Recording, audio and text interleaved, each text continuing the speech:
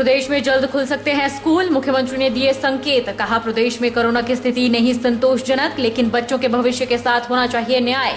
School खोलने को लेकर 25 सितंबर को होगा फैसला। मुख्यमंत्री ने विधायकों और उपायुक्तों के साथ की वर्चुअल बैठक में पीएम गरीब कल्याण अन्न योजना के तीसरे और चौथे चरण के शुभारंभ की तैयारियों की हुई समीक्षा। केंद्रीय मंत्री करेंगे राज्य स्तरीय समारोह की अध्यक्षता। महिला स्वास्थ्य कार्यकर्ता बेरोजगार संघ ने सरकार के खिलाफ खोला मोर्चा। कहा R&P रूल्स के आधार पर प्रशिक्षण प्राप्त फीमेल हेल्थ वर्कर की करे तैनाती, नहीं तो संघ शिमला में करेगा। और ज्वालामुखी क्षेत्र में एक अनोखा मामला आया सामने। पुलिस ने मुर्गा चोरी की FIR नहीं की दर्ज, तो महिला ने CM हेल्पलाइन पर की शिकायत। 3 लोगों के खिलाफ हुआ मामला दर्ज। नमस्कार, आप देख रहे हैं HP 24x7। मैं हूं जनीशा। मुख्यमंत्री जयराम ठाकुर ने प्रदेश में जल्द ही स्कूल खोलने के संकेत दिए हैं। हिमाचल प्रदेश में स्कूल खोलने को लेकर मुख्यमंत्री ने कहा कि प्रदेश में कोरोना की स्थिति संतोषजनक नहीं है। मामले कभी बढ़ रहे हैं और कभी घट रहे हैं। बच्चों का भी पढ़ाई का नुकसान हो रहा है, लेकिन बच्चों के भविष्य के साथ न्याय होना चाहिए। बच्चे और अभिभावक भी चाह रहे हैं कि स्कूल खोले जाए। स्कूल खोलने का निर्णय 25 सितंबर को होने वाली कैबिनेट की बैठक में लिया जाएगा। अभी कोविड की सिचुएशन बहुत ज्यादा संतोषजनक जिसको हम कह सकते हैं कि ऐसी स्थिति नहीं, क्योंकि कभी घटते हैं कभी बढ़ रहे हैं, ऐसे केसेज आ रहे हैं। नंबर ज्यादा नहीं ऐसा आ रहा है, लेकिन अभी तक भी इस तरह से 25 तारीख तक हमने कहा रुकने के लिए, और 25 को कैबिनेट में निर्णय ले लिया जाएगा। और बच्चों का भविष्य है और भविष्य के साथ न्याय होना चाहिए, बहुत आवश्यक है। बच्चे भी चाह रहे हैं कि अब हमको स्कूल जाना है, पेरेंट्स भी चाह रहे हैं कि अब स्कूल भेजना चाहिए। और मैं समझता हूँ बच्चों की पढ़ाई बहुत ज्यादा जो है नुकसान हुआ उसका, और आने वाले समय में हम कोशिश कर रहे हैं। हमने डिपार्टमेंट को, एजुकेशन डिपार्टमेंट को कह दिया है कि वो तैयारी रखें कि अब आने वाले समय में स्कूल खोलने की जो संभावना बनेगी उसके अनुरूप हम काम करें। मुख्यमंत्री जयराम ठाकुर ने प्रदेश के विधायकों और उपायुक्तों के साथ वर्चुअल माध्यम से आयोजित बैठक में 25 सितंबर को राज्य में प्रधानमंत्री गरीब कल्याण अन्न योजना के तीसरे और चौथे चरण के शुभारंभ की तैयारियों की समीक्षा की। मुख्यमंत्री ने कहा कि केंद्रीय उपभोक्ता कार्य, खाद्य एवं सार्वजनिक वितरण मंत्री पीयूष गोयल शिमला में इस अवसर पर आयोजित राज्य स्तरीय समारोह की अध्यक्षता करेंगे।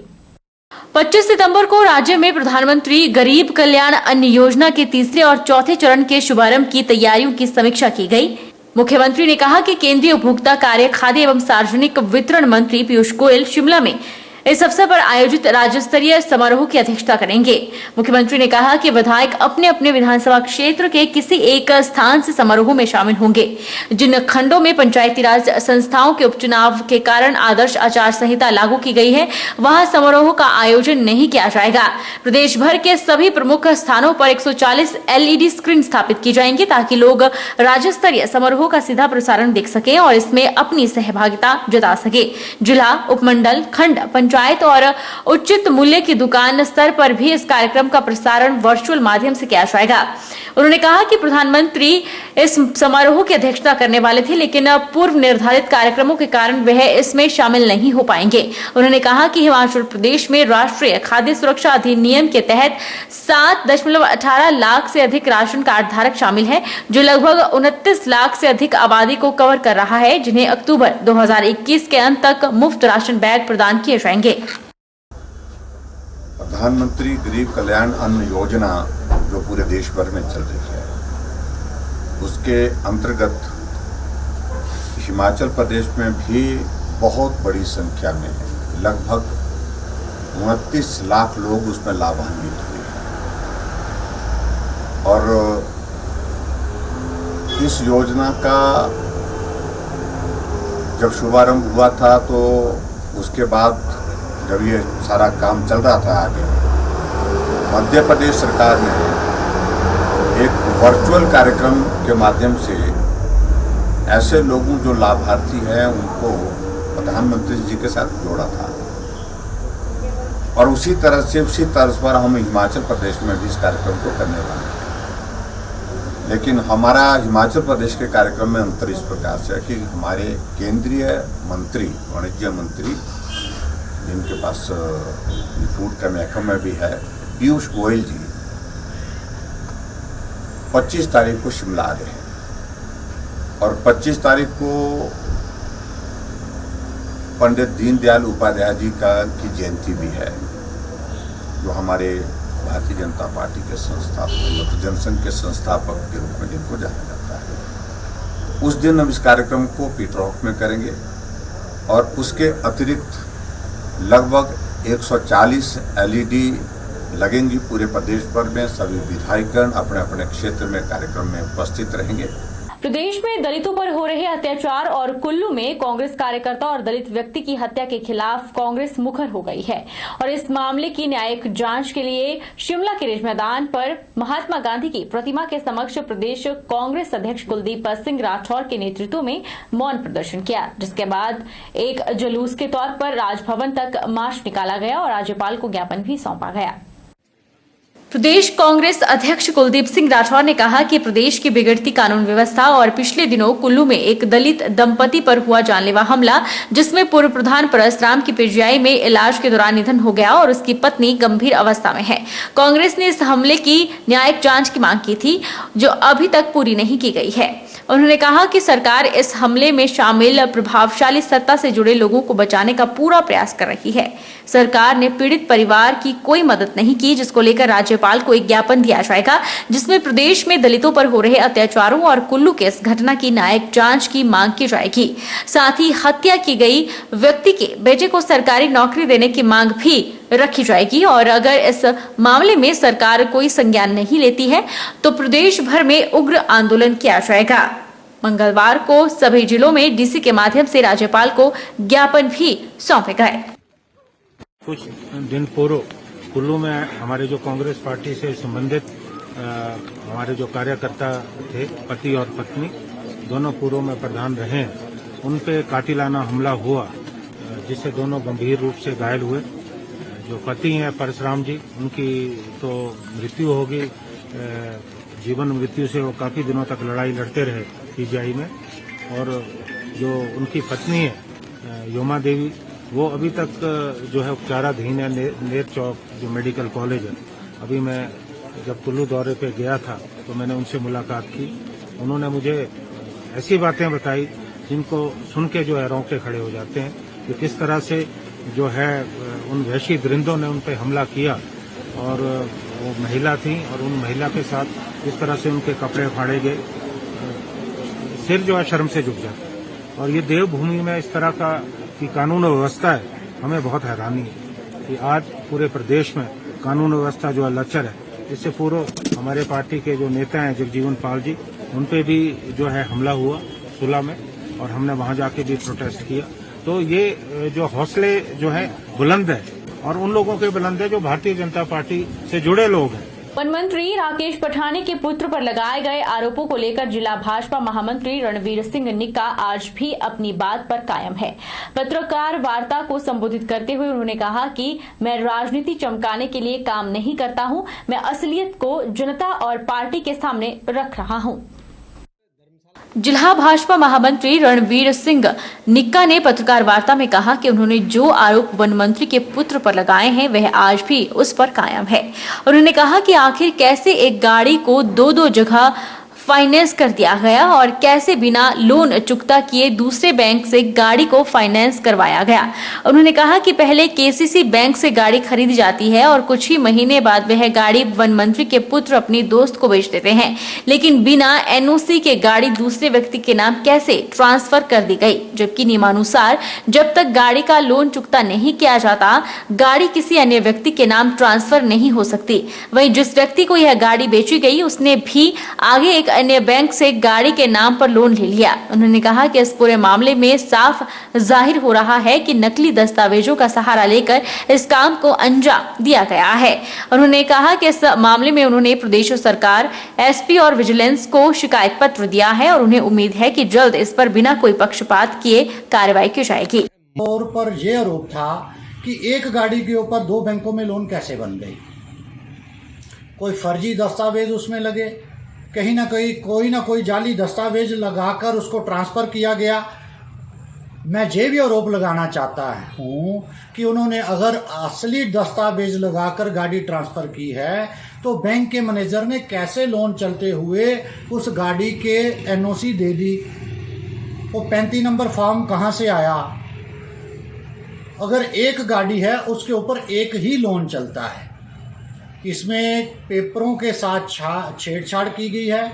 मैंने एक रिटन कंप्लेंट एसपी विजिलेंस धर्मशाला को दी है, एक एसपी कांगड़ा जी को दी है, और मुझे बहुत उम्मीद है कि इसकी गहराई के साथ वो छानबीन करेंगे, ताकि जो बैंक हमारा केसीसी बैंक है उसकी टिल डेट तक कितना लोन था, जब हमने मुद्दा उठाया तो तुरंत पैसा कैश कहाँ से आया, वो कैश देकर वहाँ से लोन कैसे नील किया गया, और नील करने से पहले वो गाड़ी ट्रांसफ़र कैसे रजिस्ट्रार ऑफिस नूरपुर में हो गई, उसकी एनओसी कहाँ से आई, 35 नंबर फॉर्म कहाँ से आया, और गाड़ी ट्रांसफ़र होने के बाद वो ग्रामीण बैंक में जाके फिर से फाइनेंस हो जाती है।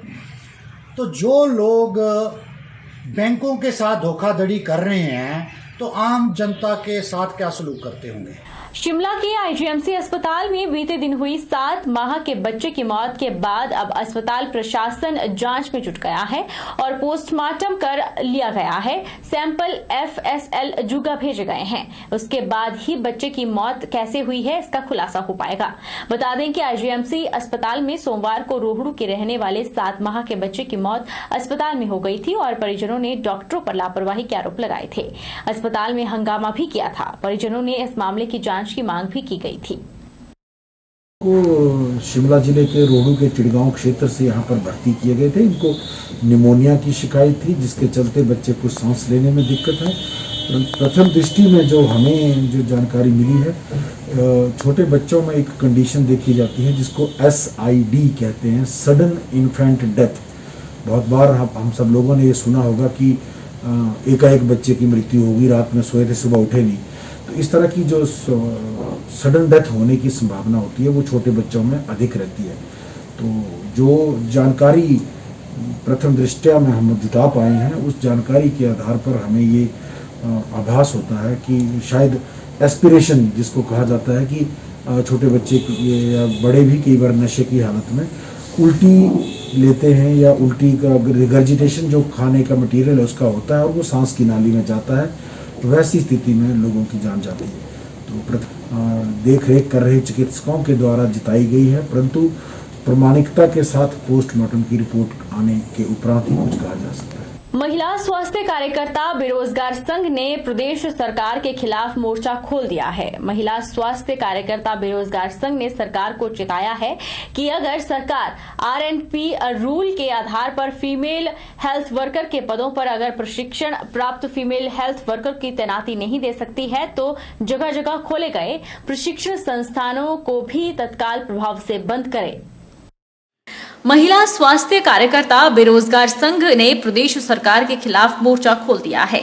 महिला स्वास्थ्य कार्यकर्ता बेरोजगार संघ की उप प्रधान सुदर्शना कुमारी ने कहा कि 205 पदों पर भर्ती और पदोन्नति नियमों के आधार पर सिर्फ प्रशिक्षण प्राप्त फीमेल हेल्थ वर्कर की तैनाती नहीं की तो सरकार इसके गंभीर परिणाम भुगतने पड़ेंगे।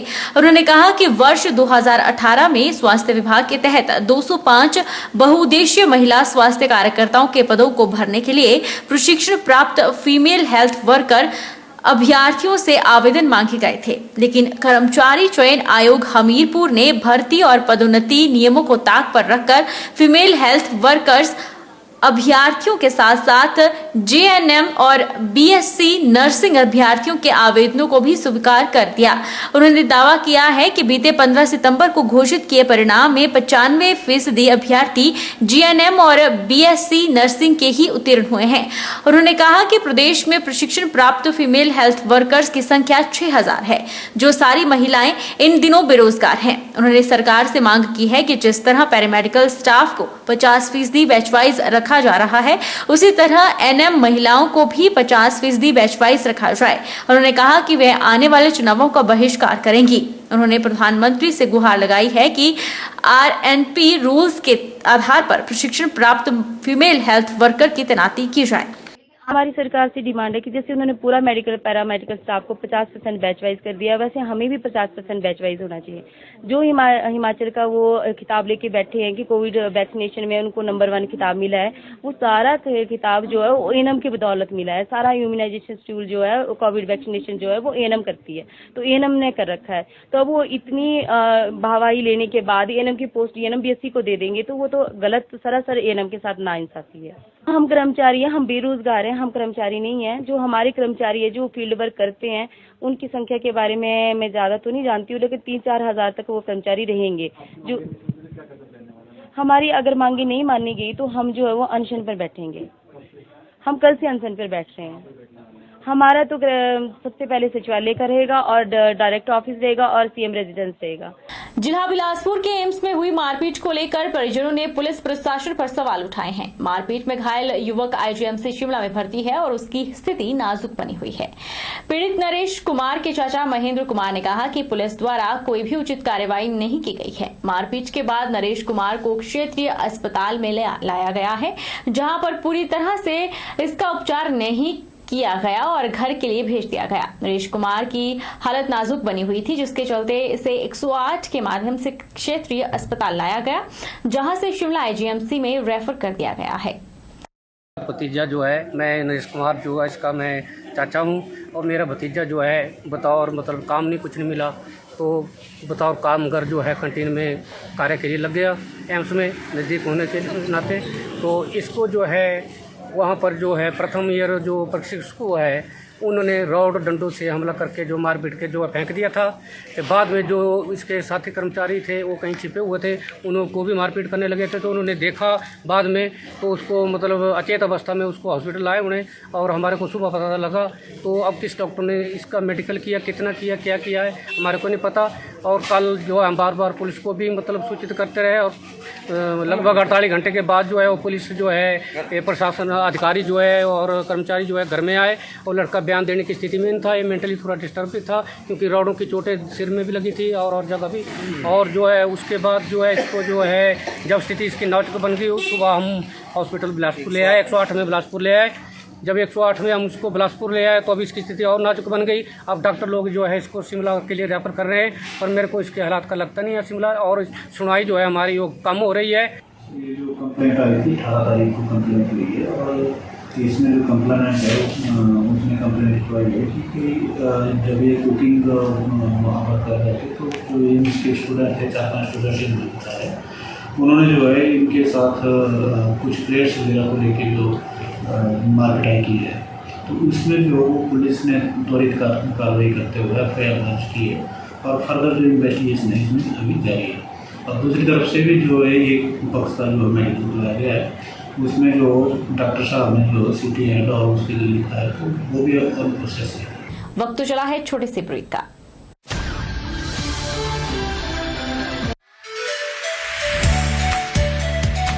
Abhilashi Group of Institution, where you can get admission in 2021 and 22 for BTech in Civil, Mechanical, Electrical and Computer Science Engineering, Diploma in Civil, Mechanical, Electrical Engineering, B Pharmacy, BSc Nursing, PB BSc Nursing, A&M, GNM, B.Ed, DLEd, MSc in Physics, Chemistry, Botany. For detailed inquiry, please contact Abhilashi Group of Institution, near Chowk, Tehsil Bal, District Mandi, Himachal Pradesh.